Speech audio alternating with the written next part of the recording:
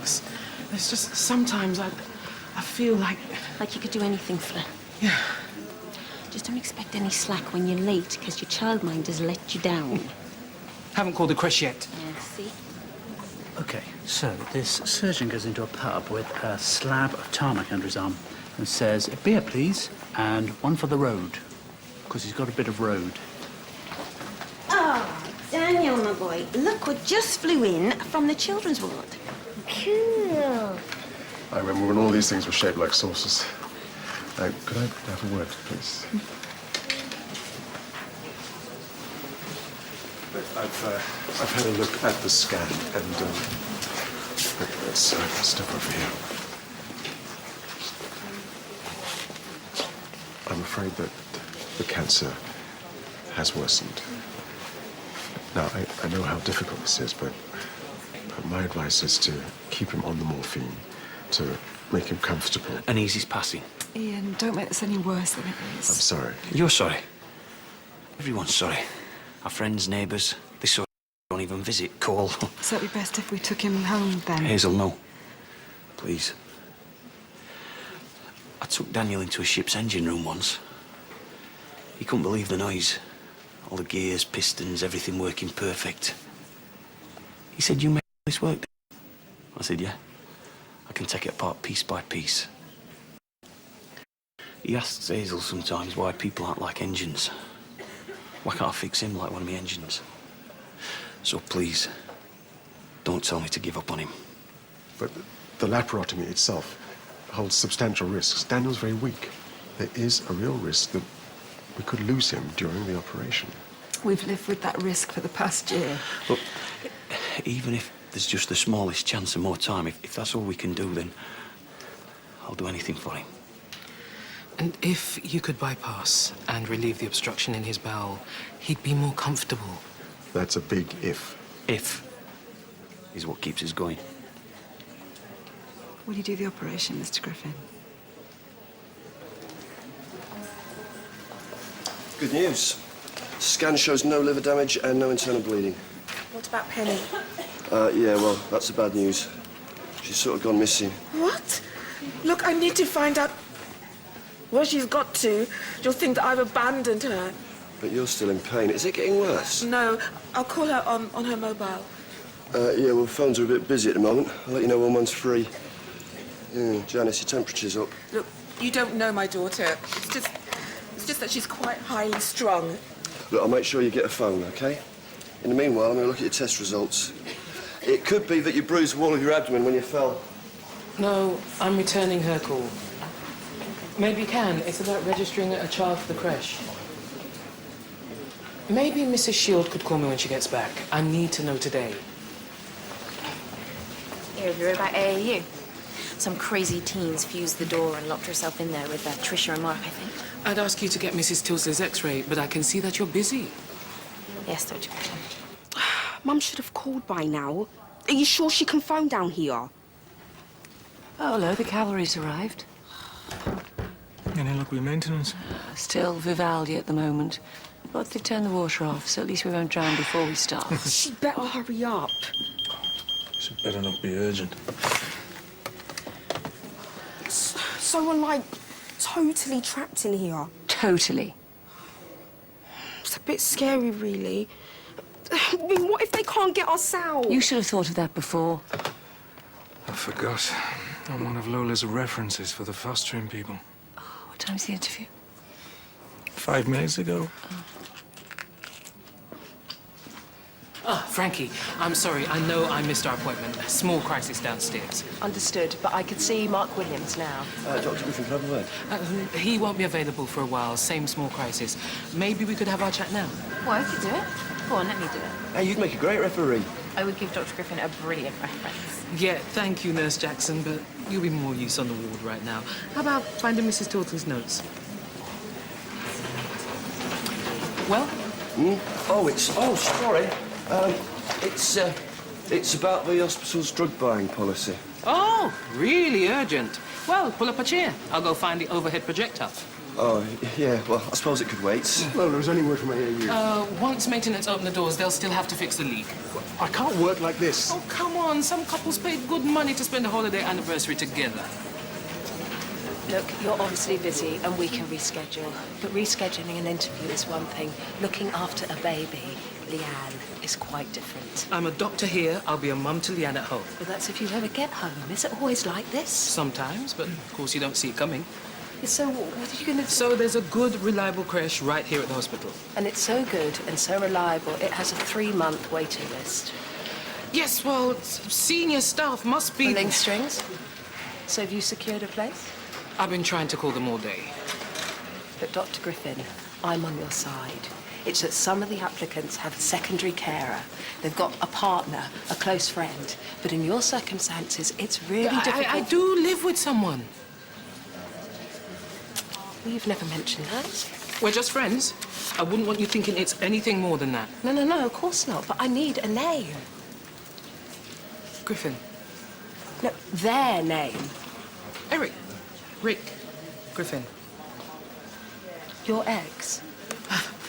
Mrs. Tilsley, it's your lucky day. Your mum and your dad will be there to hold your hand until you fall asleep. Remember, just like the last time. Don't you worry, we'll be with you all the way. How long will it take? To set my watch? Oh, about 2 hours. Could you page Miss Naylor, please? Ask her to join me in the theatre. And the fleet? All your spaceships will be here when you get back, mate, I promise you. Push through a litre of Hartman's, please. All right? Eric? Yeah? Don't worry, it'll keep. Good luck. I had Reg asking about the hospital's drug buying policy. What is it with everyone in hospital policy? There are double the usual patients up here. My policy is to treat them, period. All right, fine. But all our doctors don't feel the same way. Why don't they stick some extra staff? Yeah, Tony. Hey, how's AAU? No, still a lot tighter than Reg's wallet. Coping though, I hope. Oh, we could do with some more stuff.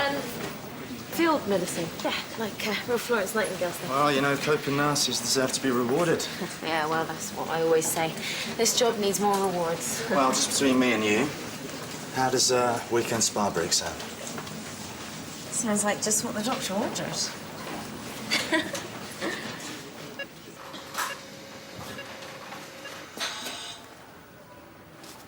I know it's unusual, but the parents are watching, so can we make sure that the intercom is switched off, please? Let's go.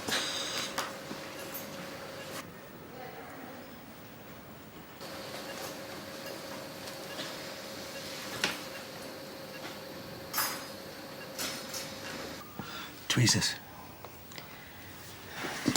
I mean, back in my student days, I once made a ripped-out phone work with nothing more than patience in one of these. Paperclip. I ran up a huge bill for the college, ringing all over the country. Oh, Mark, this isn't the summer of love and it's not a telephone. I should have been off my shift and home 2 hours ago. 2 hours! I'm late because of your childishness. It's all about you, isn't it? Oh, pot and kettle, love. I'm not good with enclosed spaces. I get panic attacks. There we go. What's my last paperclip? Hello?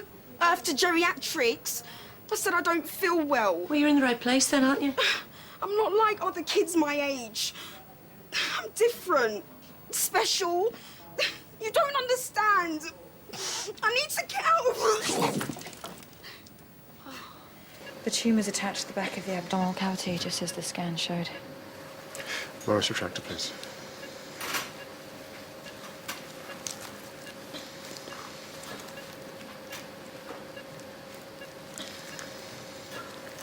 It's riddled with a tumour.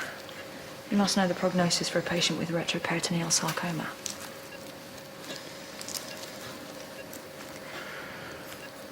There should be enough room for a self-retaining retractor. You look so fragile out there. All those faceless eyes concentrating. You do know why I pushed for this, don't you? 10 years ago. 10 years next month. I carried him out of this hospital. £8, 6 ounces. Our beautiful, healthy newborn son. I whispered a promise to him, you know. I swore that I'd always love him, protect him, never see him get hurt. And you kept your promise. There's no one to blame for this.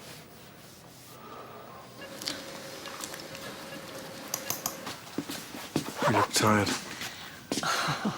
Not on a trip down Fifth Avenue wouldn't fix. How are you feeling? Feeling better? Hardly. It's like a terminal illness. Really? Well, this'll settle your stomach. Leave me alone! Normal service resumed. Oh, Mum. I want my mum on the phone. I need to call my daughter. Actually, it is your daughter, and it's your doctor. I recommend you take a very deep breath. Hello? Mum. Yeah, it's me. Listen, I've taken 2 nurses hostage, so you have to come and get me now. Penny, are you making this up? Oh, no, of course I'm not making it up. Tell her I'm not making it up. She's not making it up, Mrs. Slade. Perhaps you can try talking some sense into... I'm not coming out till you come and take me home. No more brat camps, yeah? No. No, you listen. Penny. Why did you leave me? But you shouldn't have left me, you stupid cow. You cow! Don't you think you've given your mum enough grief? Grief. She should try being me. She's not well, Penny. Just get her back on the phone. Listen, you spoilt brat. I pity your mother. I really pity her for having to put up with you. Trish. I lay bets you're the reason she's ill. I'm the one that's ill. Oh, come off it. You think I'm faking it? I'm on medication. Hey, you can't do that. That's an infringement of my human rights. It's junior paracetamol. Stop laughing at me. I'm sorry. It's junior paracetamol. I said stop it. Not so funny now, is it? Just put that down, love. Just put it down. All right. You've got our attention. What is it that you want? I want my mum back on the phone. And I've already told you that is not going to happen. I'm dying here! Can't you see that? Probably got a tumour or something. That's why I was sick. I mean, you don't know what it's like. Probably easier to die if I was old like you. Easier? No. No, nothing gets any easier. Tricia. Do you know how I know? Because I am dying. I have a tumour. It's called liver metastasis, and it isn't pretty. So why don't you just shut up and sit down, because I have had just about as much as I can take of your whining. Whining!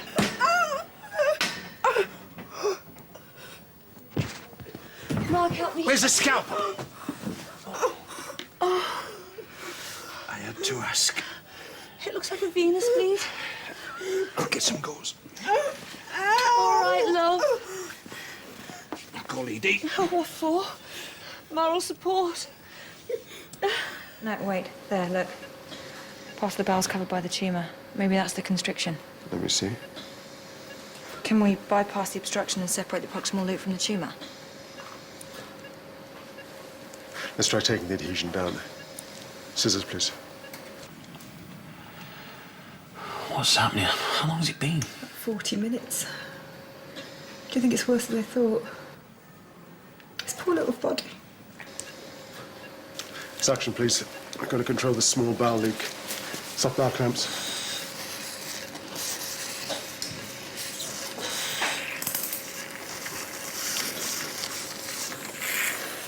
You can't bypass it. Not when it's this far advanced.